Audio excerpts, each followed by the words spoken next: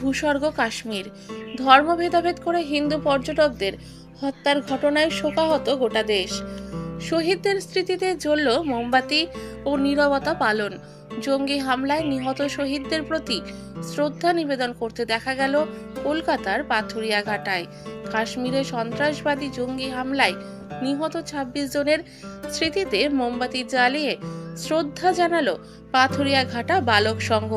এদিন বিনানি ভবন থেকে এক মৌন ও মোমবাতি মিছিল বের হয়ে বড়বাজারের বিভিন্ন এলাকা প্রদক্ষিণ করে। মিছিল শেষে শহীদ পর্যটকদের স্মৃতিতে শ্রদ্ধাঞ্জলি অর্পণ করা হয়।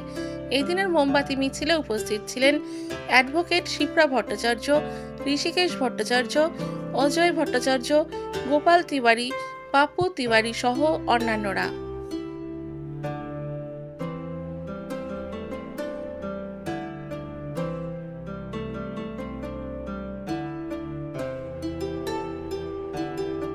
যারা শহীদ হয়েছে তাদের প্রতি শ্রদ্ধাঞ্জলি এবং তাদের পরিবারের প্রতি তাদের আত্মশান্তি কামনা করি। আমাদের প্রধানমন্ত্রীর কাছে আমাদের অনুরোধ, যার জন্য মানে আপনাদের মাধ্যমে বার্তা পৌঁছতে চাইছি যে ইমিডিয়েটলি পাকিস্তানকে যোগ্য জবাব দেওয়া উচিত। মানে এইভাবে বারবার টেররিস্ট যে অ্যাটাক হচ্ছে, সাধারণ নিরীহ মানুষ মারা যাচ্ছে, তাহলে আমরা কোন জায়গায় দাঁড়িয়ে আছি? ইমিডিয়েটলি আমি মনে করি পাকিস্তানকে আমাদের ভারতের পক্ষ থেকে যোগ্য জবাব দেওয়ার জন্য অজয় ভট্টাচার্য, শিপ্রা ভট্টাচার্য, পাপ্পু তিওয়ারি মহাশয়, গোপাল তিওয়ারি মহাশয় এবং আমাদের রাজারাম তিওয়ারি এবং আমাদের বালক সংঘের সমস্ত সদস্য এবং আমাদের অঞ্চলের সমস্ত মানুষ আমরা আজ একসাথে এই প্রতিবাদ মিছিল আমরা করছি এবং নক্করজনক এই ঘটনার বিরুদ্ধে আমি তীব্র প্রতিবাদ জানাই। এই ঘটনাটা যে ঘটলো এটা আমরা কেউ মানে ভাবিনি যে ঘটনাটা ঘটবে।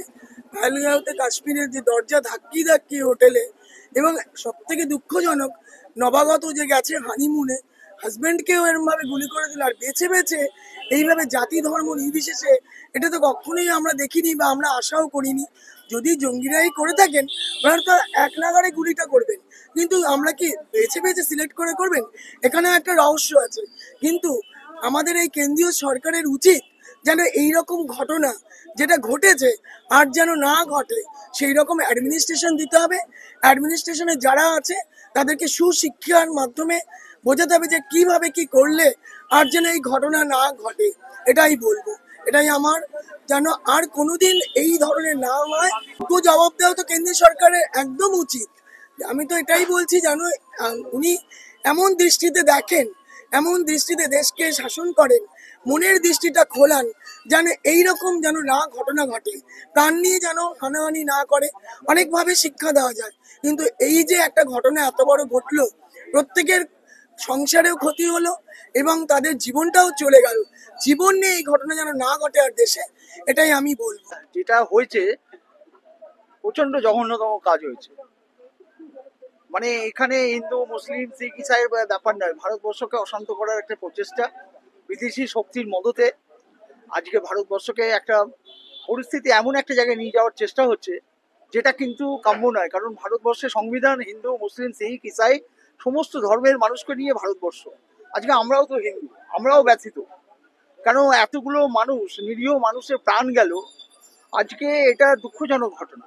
আজকে বহিরাগত জঙ্গিরা ঢুকে আমাদের সাধারণ হিন্দুদের মারল, এটা একটা ব্যাপার। কিন্তু ভারতবর্ষ সংবিধান এটাকে মানে না।